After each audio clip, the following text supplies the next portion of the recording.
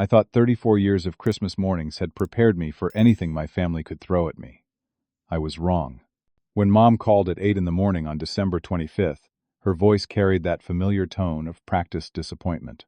"Porter, honey, we've set a special table for your brother's kids, but yours might be too disruptive." Dad's voice cut through the background noise.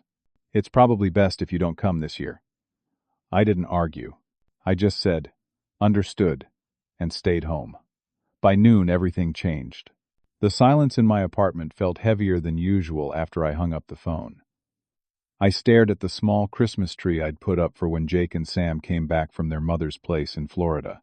8 years old, twin boys who could light up any room they entered. My ex-wife Sarah had taken them to spend Christmas with her parents in Tampa, which meant I was spending the holiday alone for the second year running since our divorce. I tried to rationalize what had just happened. Maybe Mom was right. Maybe my boys were a little too energetic for the formal Christmas dinner my parents insisted on hosting every year. Derek's daughters, Emma and Grace, ages 6 and 9, were quiet, polite children who said please and thank you and never raised their voices above a whisper.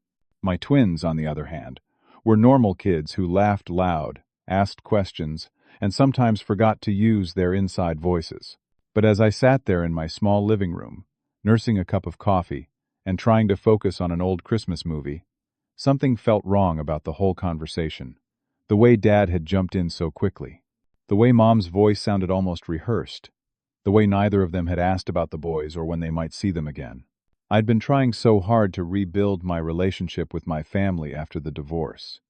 The split with Sarah had been messy, and I knew my parents blamed me for breaking up what they saw as a perfect marriage. They'd made it clear they thought I should have tried harder, should have been more understanding, should have put the family first. What they didn't understand was that Sarah and I had grown into different people who wanted different things from life. Around 10 in the morning, my phone buzzed with a text message. It was from Aunt Linda, my mother's younger sister, who lived about 2 hours north of us in Cleveland. Linda had always been the rebel in the family, the one who spoke her mind and didn't worry about keeping up appearances. "Porter, honey, I'm so sorry about what happened this morning. Your mother told me they uninvited you from Christmas dinner. I had no idea they were planning this until after it was done. There's something you need to know about what Derek has been telling them about you." My stomach dropped. I called Linda immediately. "Porter," she said, her voice tight with anger. "I shouldn't be telling you this, but I can't stand by and watch this happen. Derek has been filling your parents' ears with stories about you for months. He told them you've been drinking heavily, missing work, and that he's worried you might be becoming an unfit father. He convinced them that you were unstable and could ruin Christmas for everyone, especially the children." The coffee cup slipped from my hands, hitting the hardwood floor and shattering. Coffee spread across the room, but I barely noticed. "What are you talking about, Linda? I barely drink, and I haven't missed a single day of work since I started at Henderson Manufacturing 3 years ago." "I know that, honey. But Derek painted a very different picture. He told them you called him drunk last weekend, rambling about how unfair the custody arrangement was. He said you've been making concerning comments about Sarah and her new boyfriend. None of it sounded like the Porter I know, but your parents believed every word." I sank into my couch, trying to process what I was hearing. Why would Derek lie about me like that? "I don't know, Porter. But I think there's more going on here than just Christmas dinner. Your brother has been working very hard to position himself as the responsible son, the one your parents can count on. Having you around, stable, and doing well, might not fit that narrative." After I hung up with Linda, I sat in the growing silence of Christmas morning, trying to make sense of what she'd told me. Derek and I had never been particularly close, but I'd never thought he actively disliked me. He was 2 years younger, a successful attorney at a prestigious law firm downtown. He'd married Amanda 5 years ago, bought a beautiful house in the suburbs, and seemed to have everything figured out. But as I replayed recent family interactions in my mind, things started clicking into place. The way Derek always seemed to steer conversations toward my divorce when we were all together. The pointed questions about my work schedule, and whether I was keeping up with everything. The concerned looks he'd exchange with Amanda when I mentioned anything about my boys or my life. 3 months ago, at our father's birthday dinner, Derek had pulled me aside and asked if I was doing okay financially. At the time, I thought it was genuine brotherly concern. Now I wondered if he'd been fishing for ammunition.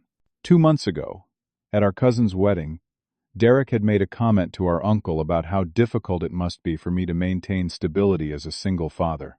Again, I dismissed it as awkward small talk. But what if he'd been systematically planting seeds of doubt about my capabilities? The more I thought about it, the angrier I became. Not just at Derek, but at myself for not seeing it sooner. And at my parents for believing his version of events without ever talking to me directly about their concerns. I spent the rest of the morning cleaning up the broken coffee cup and trying to figure out what to do with this information. Part of me wanted to call my parents immediately and defend myself. But another part of me knew that would probably just confirm whatever narrative Derek had constructed about my instability. Instead, I decided to do something I probably should have done months ago. I started documenting everything. I pulled out a notebook and began writing down every interaction I could remember with Derek over the past year, every comment he'd made, every time he'd asked probing questions about my life. The pattern that emerged made my blood run cold. Derek hadn't just been undermining me casually. He'd been building a systematic case against me, piece by piece, conversation by conversation. And today's exclusion from Christmas dinner wasn't the end goal, it was just the beginning. I was still processing Linda's revelation when my phone rang again. The caller ID showed Henderson Manufacturing, which was strange since the plant was closed for Christmas. When I answered, I heard the familiar voice of Jim Martinez, my supervisor, and someone I'd come to consider a friend over the past 3 years. "Porter, I'm sorry to bother you on Christmas, but I felt like I needed to call. I got a very disturbing phone call about 3 weeks ago, and it's been bothering me ever since." "What kind of phone call, Jim?" "Someone claiming to be your brother contacted our main office. He said he was concerned about your mental state and suggested we keep an eye on you during the holiday season. He mentioned your divorce had been difficult and that family members were worried you might be struggling more than you were letting on." My grip tightened on the phone. "Derek called my workplace? He was very professional about it, said he was just looking out for your best interests. But Porter, I've worked with you for 3 years. You're one of the most reliable engineers we have. You've never missed a deadline, never had any performance issues, never given me any reason to question your stability." The call felt wrong to me. Jim continued, his voice growing more concerned. "After I got off the phone with him, I started paying closer attention to see if there was anything I'd missed. But if anything, you've been performing better lately, not worse. Your project designs have been excellent. Your attendance is perfect, and your colleagues respect you. That's why I decided to call you today. I wanted you to know what was said, and to tell you that as far as I'm concerned, it was completely off base. Jim, I can't thank you enough for telling me this. Has anyone else from my family contacted the company?" "Actually, yes. About 6 weeks ago, we got a call from someone claiming to be your father. Same type of thing, expressing concern about your well-being and asking if we'd noticed any changes in your behavior. I didn't handle that call personally, but HR mentioned it to me afterward. After I hung up with Jim, I sat in stunned silence. Derek hadn't just been spreading lies to our family. He'd been contacting my employer, potentially jeopardizing my career and reputation. This wasn't just sibling rivalry or holiday drama. This was a calculated attack on every aspect of my life. I called Helen Roberts, the attorney who'd handled my divorce. Helen was sharp, experienced, and had always been straight with me about both the strengths and weaknesses of my case. If anyone could help me understand the legal implications of what Derek was doing, it would be her. "Porter, I'm glad you called," Helen said after I'd explained the situation. "I was planning to reach out to you after the holidays anyway. We need to talk." "What's going on, Helen?" 3 weeks ago, someone made inquiries about potentially reopening your custody case. They cited new concerns about your fitness as a father and asked about the process for modifying custody arrangements. The inquiry came from Derek's law firm. I felt like I'd been punched in the stomach. Derek is trying to take my kids away from me? It appears he's at least exploring the possibility. But Porter, there's more. I did some digging after I got that inquiry, and I discovered some troubling things. Someone has been gathering financial information about you. Credit reports, employment records, bank statements. The requests were made through legal channels, but they're questionable at best. How is that even possible? Derek's firm has access to investigative resources that most people don't. If he claimed he needed the information for a legitimate legal purpose, he could potentially obtain records that would normally be private. But using those resources to investigate a family member without their knowledge crosses ethical lines. Helen's voice grew more serious. Porter, I think your brother has been building a case against you for months, possibly longer. The workplace calls, the family manipulation, the financial investigation. It all points to someone who's planning something bigger than just excluding you from Christmas dinner. But why? What does he gain from destroying my life? I've been thinking about that. Does Derek have any financial problems you know about? Any reason he might want to eliminate you as competition for family resources or inheritance? I thought about it. Derek lived in an expensive house, drove luxury cars, sent his kids to private school. He made good money as an attorney, but his lifestyle always seemed a little beyond what I'd expect even a successful lawyer to afford. I don't know for sure, but now that you mention it, he does seem to spend a lot of money. There's something else, Helen said. The custody inquiry wasn't just about modifying your existing arrangement. They asked specifically about scenarios where emergency custody changes might be necessary if a parent was deemed unfit or dangerous. Dangerous? Helen? I've never even raised my voice to my children, let alone put them in any kind of danger. I know that, Porter. But if someone was building a case that you were unstable, potentially dangerous, or unfit as a father, they would need documented evidence of concerning behavior. Workplace issues, family complaints, financial problems. Those could all be used to paint a picture of someone spiraling out of control. After I ended the call with Helen, I realized the scope of what Derek was doing. This wasn't just about Christmas dinner or family favoritism. He was trying to systematically destroy my life, my reputation, and my relationship with my children. And he'd been working on it for months, maybe longer, building his case piece by piece while I'd been oblivious to what was happening. I pulled out my laptop and started researching Derek's law firm, looking for any information I could find about recent cases, client complaints, or professional issues. I also began documenting everything Helen had told me, creating a timeline of Derek's actions and their potential legal implications. As I worked, one question kept nagging at me. What had triggered this campaign against me? What did Derek think he had to gain by destroying my life? And more importantly, what was he so afraid I might discover about him? As I continued my research into Derek's law firm, Patterson, Wade, and Associates, I stumbled across something that made my blood run cold. 6 months ago, the firm had been investigated by the Ohio State Bar Association for potential mishandling of client trust funds. The investigation had been dropped without charges, but it had been mentioned in legal trade publications. Derek specialized in estate planning and trust management. He handled wealthy families' financial affairs, managed inheritance trusts, and had access to millions of dollars in client assets. If there had been questions about trust fund management at his firm, Derek would have been directly involved. I called Helen back with this new information. Porter, you might be onto something.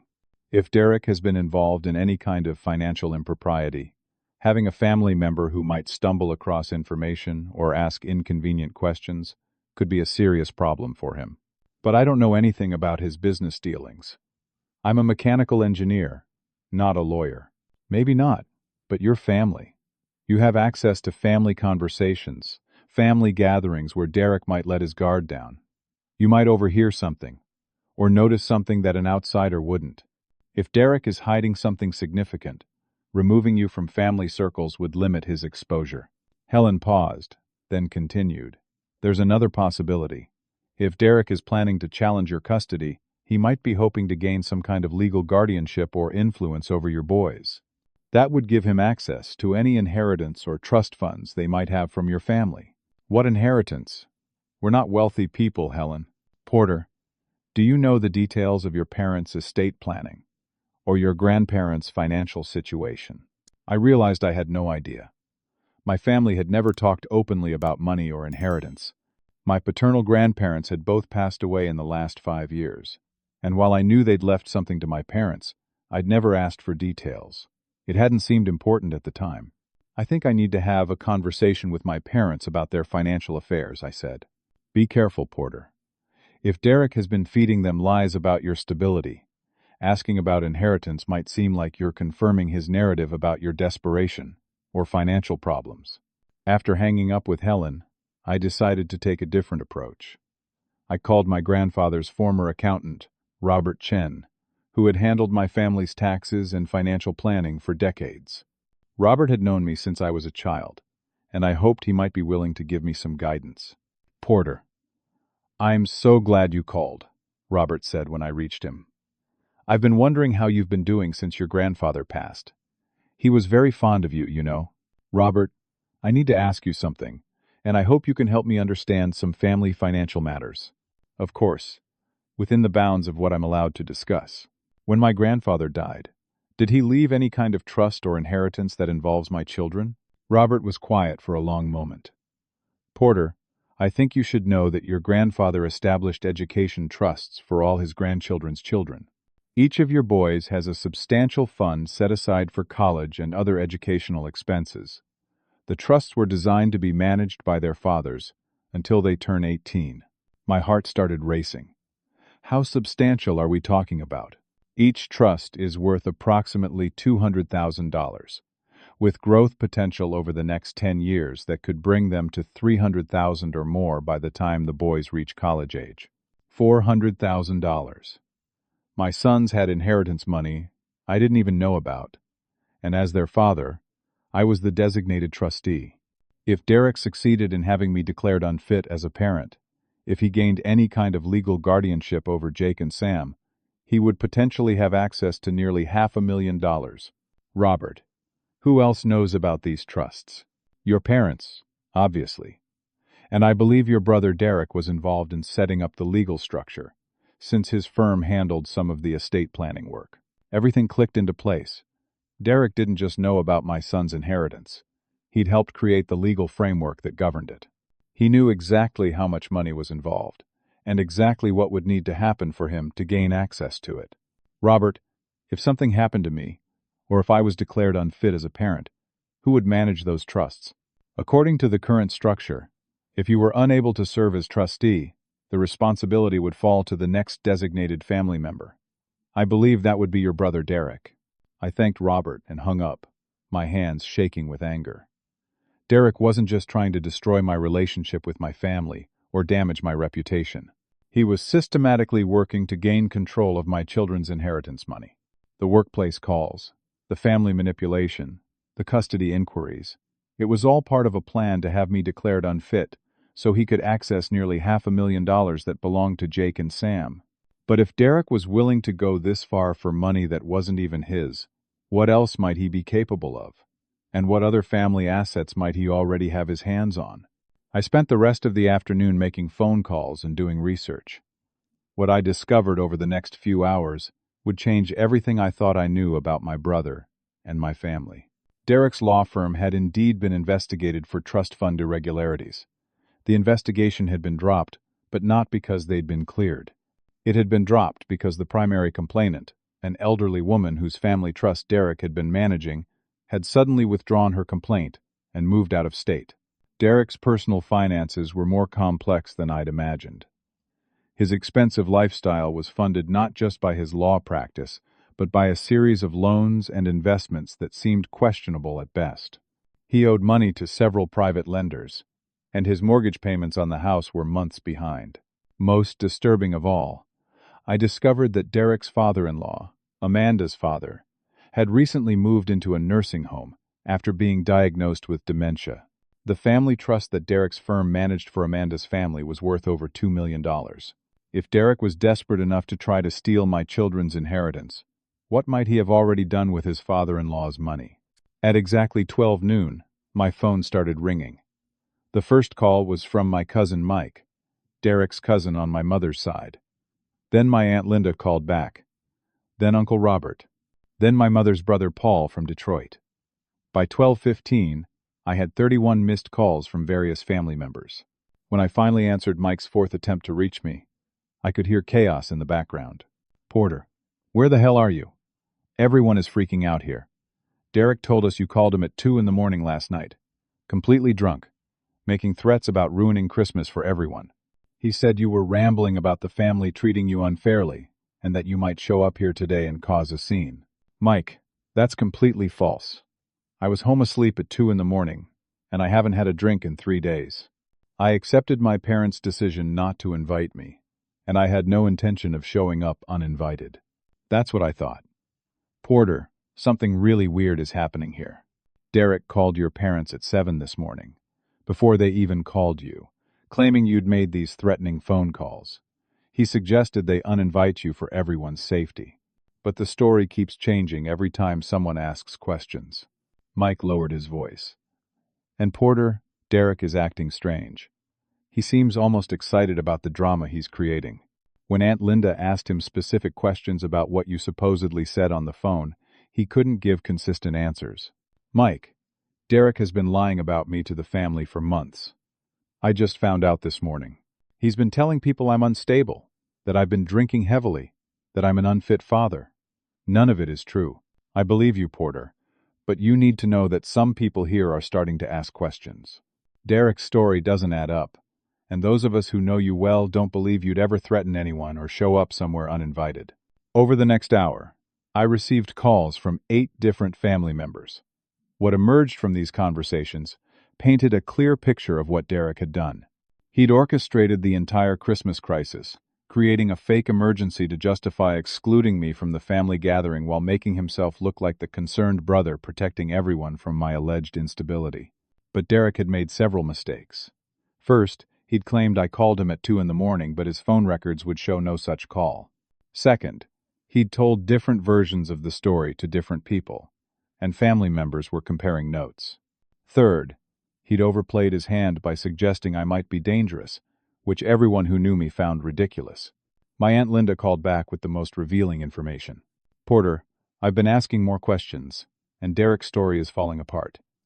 He told your mother you'd been drinking heavily and called him drunk. But he told your father you'd been sober but emotionally unstable. He told me you'd made threats about disrupting Christmas, but he told Uncle Paul you'd made threats about legal action over some family financial issue. Linda, did he mention anything about money or inheritance? Actually, yes. When I pressed him about why you might be unstable, he suggested you'd been having financial problems and might be desperate about something related to your boy's future. He made it sound like you were looking for family money to solve your problems. Derek had revealed his true motivation. He was positioning me as financially desperate and potentially willing to fight over family money. He was setting up a narrative that would justify challenging my custody of Jake and Sam, claiming I was an unfit father who might use my children to access their inheritance funds. But the fake emergency had backfired. Instead of rallying the family against me, it had created confusion and suspicion about Derek's motives. People were starting to ask the right questions and notice the inconsistencies in his story. The most important call came from my father at 1:30 in the afternoon. But I almost missed it because Dad didn't actually intend to call me. What I received instead was a 47-second voicemail that would change everything. When I saw the missed call from my father, my first instinct was to call him back immediately. But something made me check the voicemail first.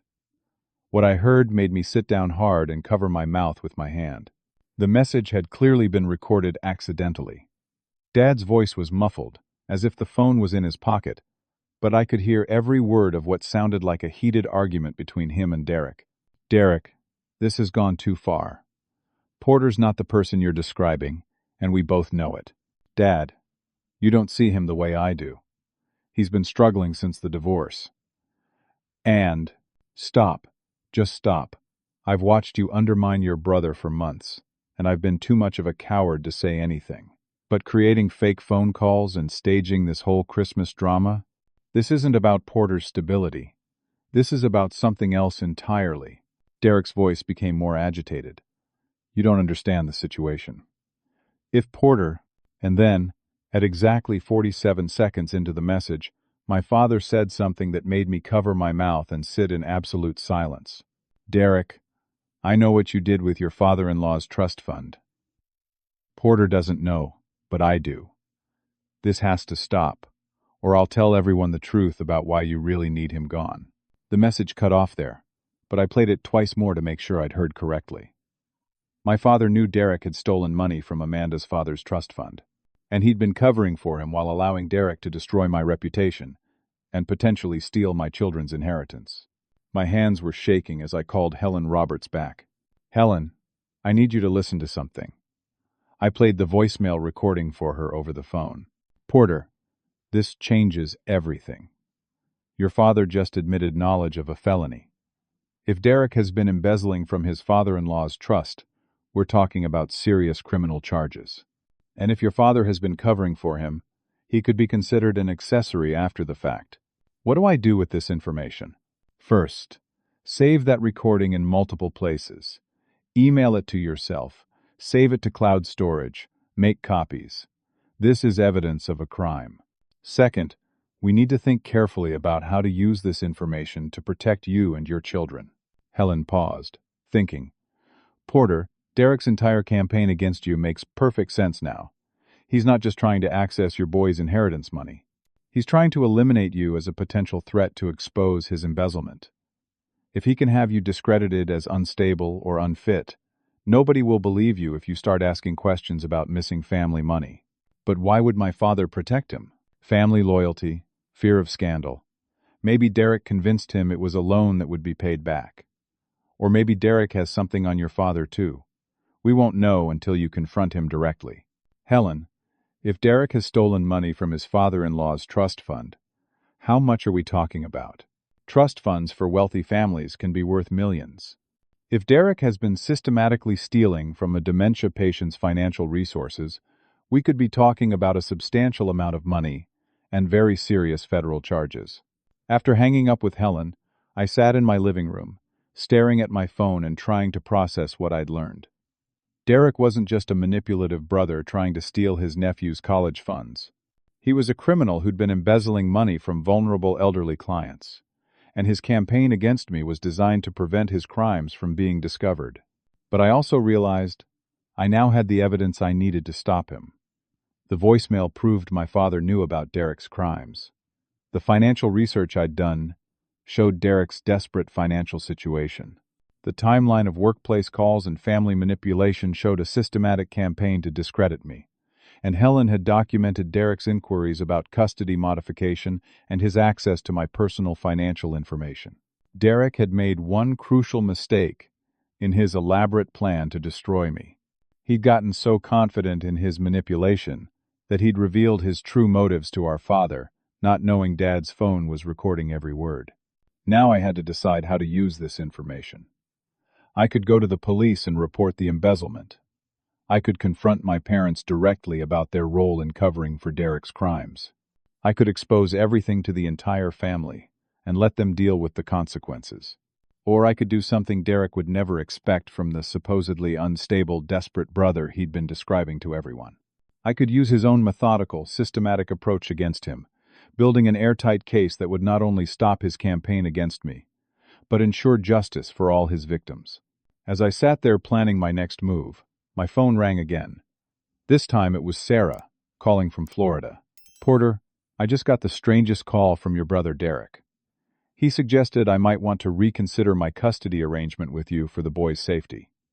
What the hell is going on up there?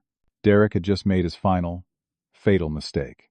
By contacting my ex-wife directly and making threats about our children's safety, he'd crossed a line that would give me all the justification I needed to destroy him completely. After talking to Sarah and explaining everything that had happened, I realized Derek had finally given me the opening I needed. By contacting my ex-wife and suggesting our children might be unsafe with me, he'd committed what Helen later confirmed was criminal harassment and potentially attempted custodial interference. But rather than rushing into confrontation, I decided to use Derek's own systematic approach against him. I spent the next 3 hours building an airtight case that would address every aspect of his crimes and manipulation. First, I contacted the Ohio State Bar Association and filed a formal ethics complaint against Derek, providing documentation of his misuse of legal resources to investigate family members, his inappropriate contact with my employer, and his attempts to manipulate custody arrangements for personal gain. I included the voicemail recording as evidence that Derek was under suspicion for trust fund embezzlement. Second, I reached out to the Adult Protective Services Division that handled cases of elder financial abuse. I provided them with the information about Derek's father-in-law's dementia diagnosis, Derek's role as trust fund manager, and the evidence suggesting possible embezzlement. They informed me they would begin an immediate investigation. Third, I contacted the FBI's White-Collar Crime Division. Trust fund embezzlement involving elderly victims falls under federal jurisdiction, especially when the amounts involved are substantial. The agent I spoke with, Special Agent Maria Rodriguez, was very interested in the voicemail recording and the timeline of Derek's behavior. Fourth, and most importantly, I created a detailed video statement documenting everything Derek had done, supported by recorded phone calls, email evidence, financial documents, and witness statements from family members. I uploaded this video to a private cloud account and prepared copies to send to every member of my extended family simultaneously. But before taking any of these nuclear options, I decided to give Derek one chance to come clean and make things right. I called him directly. Derek, we need to talk. Porter, I heard you've been calling family members with wild stories about me. This kind of paranoid behavior is exactly what I've been worried about. Derek, I have a recording of Dad's voicemail from this afternoon. I know about the trust fund money you stole from Amanda's father. I know about your plan to challenge my custody to access my boy's inheritance. I know about the lies you've been telling my employer. I know everything. The silence on the other end of the phone stretched for nearly 30 seconds. Porter, I think you're having some kind of breakdown. You're not making sense. Derek, I'm giving you one opportunity to make this right. You can confess to what you've done, return the money you stole, and leave my family alone. Or, I can release everything I have to the police, the state bar, the FBI, and our entire family. Your choice. You're bluffing. You don't have anything concrete. And even if you did, who would believe the word of someone who's been documented as unstable and potentially dangerous? Derek, you made one crucial mistake. You assumed I was the same person I was 2 years ago during my divorce.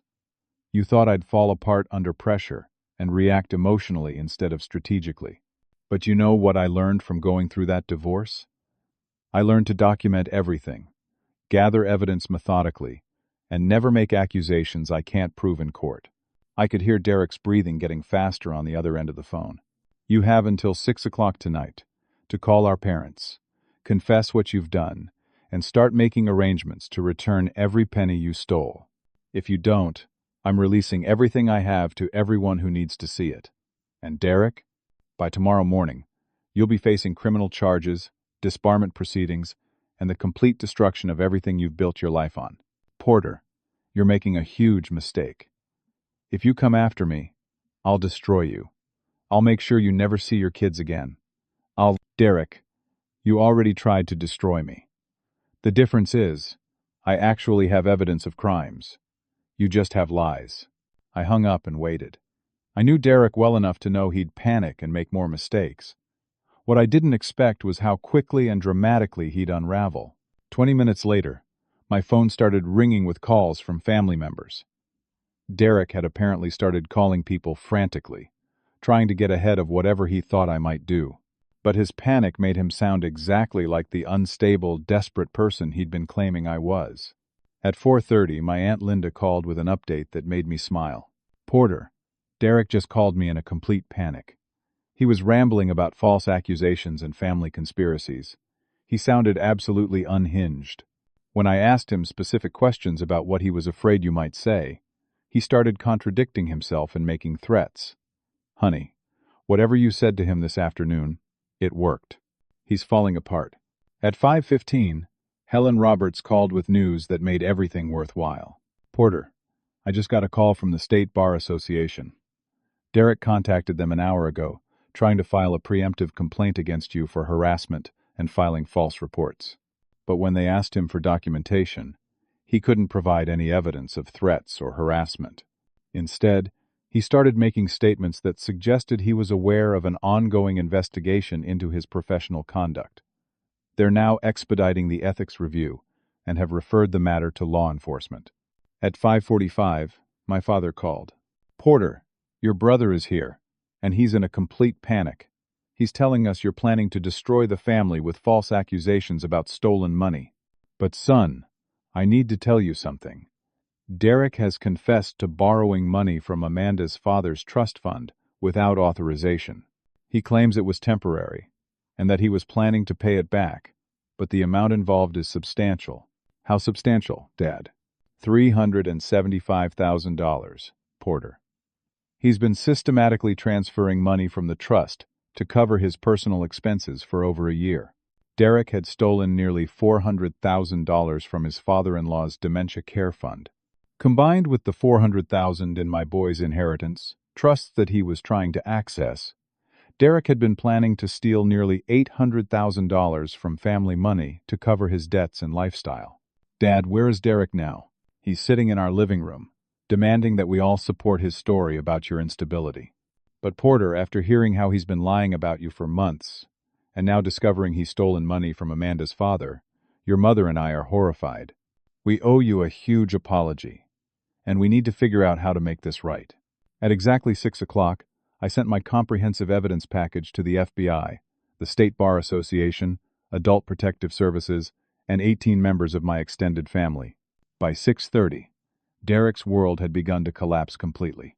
By 7 o'clock that evening, my small apartment had become the center of the most meaningful Christmas gathering my family had ever had. My parents arrived first, both of them crying as they apologized for believing Derek's lies and failing to protect me from his manipulation. My mother kept saying she should have known better, that the Porter Derek had described wasn't the son she'd raised. Aunt Linda came next, bringing Uncle Paul and his wife Margaret. Then Cousin Mike arrived with his family. One by one, family members who had received my evidence package started showing up at my door, not because I'd invited them, but because they wanted to be part of setting things right. The irony wasn't lost on me. Derek's plan to exclude me from Christmas dinner had backfired so completely that I ended up hosting the most important family gathering in years. Around 8 o'clock, my phone rang. It was Sarah, calling from Florida. "Porter, I just finished reading everything you sent me about Derek's lies and manipulation. I am so sorry I ever doubted you. I'm flying back tomorrow with the boys. We need to be there to support you through this." "Sarah, you don't need to cut your vacation short." "Porter, Derek called me today suggesting our children might not be safe with their own father. That crosses every line imaginable. I want Jake and Sam to see how their dad handled this situation with integrity and strength. They need to know what real character looks like." By 9 o'clock, we'd received confirmation that Derek had been arrested on charges of elder financial abuse and embezzlement. His law license had been suspended, pending investigation. Amanda had filed for separation and was cooperating with authorities to recover the stolen funds for her father's care. My father pulled me aside as the evening wound down. "Porter, I owe you more than an apology. I knew Derek was lying about you, but I was afraid of the scandal if his financial crimes came to light. I thought I could manage the situation quietly, maybe get him to pay the money back without involving authorities. I was wrong to sacrifice your reputation and your relationship with your children to protect Derek from the consequences of his choices. Dad, why didn't you just talk to me directly about your concerns? Because deep down, I knew you'd do exactly what you did tonight. You'd gather evidence, build a case, and make sure justice was served. I was hoping to avoid all of this mess, but you've shown me that avoiding the truth just makes everything worse." The most meaningful moment of the evening came when Jake and Sam called from Florida. Sarah had explained to them, in age-appropriate terms, that their Uncle Derek had been telling lies about their daddy, and that their daddy had proven the lies weren't true. "Daddy," Jake said over speakerphone, "Mom says you were really brave today, and that you made sure the truth came out." "Dad," Sam added, "we're proud of you for not giving up when people were being mean to you." Those words from my 8-year-old sons meant more to me than any legal victory or family vindication ever could. As the last family members left my apartment around 11 o'clock, My mother helped me clean up the impromptu Christmas dinner we'd thrown together with takeout food and whatever I had in my kitchen. Porter, I need you to know that this was the best Christmas dinner we've had in years. Not because of the food or the setting, but because it was the first time in a long time that our family was united around truth and love instead of lies and manipulation. Mom, Derek is still family. Even after everything he's done. Yes, he is. And when he's served his time and made amends for what he's stolen, he'll be welcome back. But Porter, you've taught us all something important tonight. Real family protects each other's truth, not each other's lies. As I finally sat down alone in my living room, looking at the small Christmas tree I'd decorated for boys who weren't even there, I realized I'd learned something profound about family, truth, and integrity. 6 months earlier, if someone had told me my brother was systematically working to destroy my life and steal my children's inheritance, I would have been devastated. I would have felt betrayed, angry, and probably would have lashed out emotionally without thinking strategically. But going through my divorce had taught me that the truth always comes out eventually, and the people who rely on lies and manipulation eventually destroy themselves. Derek's elaborate plan to discredit me had collapsed, not because I was smarter or stronger than him, but because I chose to respond to his lies with documented truth. The Christmas that started with my family, excluding me as a potentially dangerous influence on their children, had ended with my becoming the family member they turned to for leadership and moral guidance. The day that began with Derek positioning himself as the responsible son protecting everyone from my instability had ended with Derek in jail and me hosting a family reconciliation in my living room. But the most important lesson wasn't about defeating Derek or clearing my name. It was about discovering that sometimes the greatest gift isn't being included in someone else's idea of family, but creating the kind of family gathering that reflects your actual values. Derek had tried to teach our family that stability meant keeping up appearances, avoiding difficult conversations, and protecting the family reputation above all else. But what our family actually needed was someone willing to tell the truth, gather evidence, and insist on justice even when it was uncomfortable. Tomorrow, Jake and Sam would come home to a father who had proven that integrity matters more than convenience, that truth matters more than appearances, and that real love sometimes means having difficult conversations and holding people accountable for their actions. Derek's Christmas gift to our family had been showing us the difference between real stability and fake harmony. My gift back to them had been showing them that real family doesn't abandon each other in crisis. It protects the truth and supports the people who stand up for what's right. As I turned off the lights and headed to bed, I realized that being excluded from my family's Christmas dinner had led to creating the most meaningful Christmas of my adult life. Sometimes the best things happen not when we're included in other people's plans, but when we stay true to our values and let the people who matter find their way to us. The phone calls, the investigations, the family drama, it had all led to one simple truth. You can't build lasting relationships on lies, but you can always rebuild them on honesty, even when that honesty reveals painful truths. Derek had gambled everything on the idea that lies told consistently enough become truth. But what he'd discovered was that truth has its own momentum, and once it starts moving, it sweeps away everything that isn't built on solid ground. Now I have a question for all of you who've been listening to this story. Have you ever been in a situation where family members believed lies about you without asking for your side of the story? How did you handle it?